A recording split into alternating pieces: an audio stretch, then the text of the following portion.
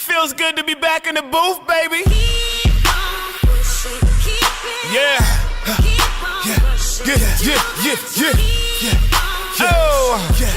Yeah. Be free, Hona Drizzy, let's go. What's up, free world? I'm Rob Be Free Badgett, and welcome to the basement, the place where we birth greatness. And today I want to talk to you a little bit about fear. That's right, fear. False evidence appearing real. I get asked all the time, Rob, what are you afraid of? Rob, what do you do when you're afraid? Well, today I got an answer for you. What do I do when I'm afraid? I do it anyways. That's right, I do it anyways. Let me tell you a quick story. When I was a kid back in my neighborhood, every summer there was this big carnival that would come around, and it had all the games and the prizes and the rides, and every summer this carnival was like the big to-do in our town. And every year, because I was a small guy, I would want to get on the big rides, but guess what? I wasn't tall enough. So year after year, I have to wait, and I'm taking my height requirements, I'm measuring myself, because I want to find out, is this the year that I get on the big rides? And there was this big roller coaster that I always wanted to get on. Why? Because my friends were taller than me, and they had the opportunity to get on the ride, while I had to sit there and wait.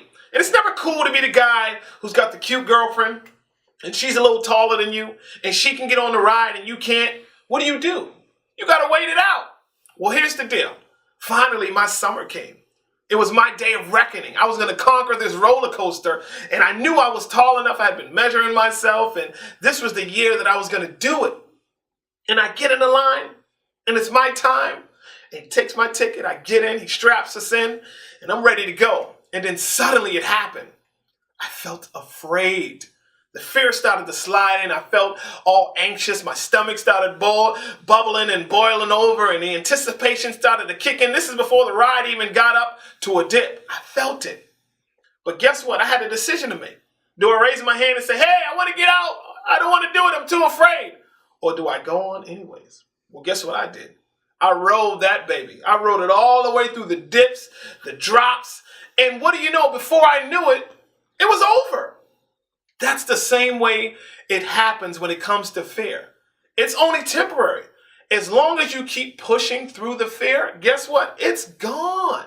Why? Because it's only something that exists inside of you, and it takes control of you as long as you allow it to. So you have to put your fear in the right perspective and understand that fear, it's not real. And the next thing you need to get, feed your fear with faith. Feed your fear with faith. Have faith in yourself. Have faith in what it is that you're doing. Have faith in the good relationships that you're trying to build, and say, you know what? There are some things that I'm afraid of. There are some things that I'm a little uncertain of. There are some things that I'm not so secure about. But what do? You got to feed those fears with faith. Why? Because you gain nothing by staying in the boat. The boat is designed for people who just want to roll along. The deep is designed for people who are ready to take a risk. Risk takers always get out of the boat. I want to encourage you to remember that fear is something that does not exist unless you allow it to.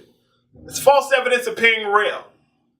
So take control of your fears, take control of your life. That's all for the day. Be filled, revived, and empowered until we meet together again. Peace. It feels good to be back in the booth, baby. Yeah. Oh. Be free, Hona Drizzy, let's go.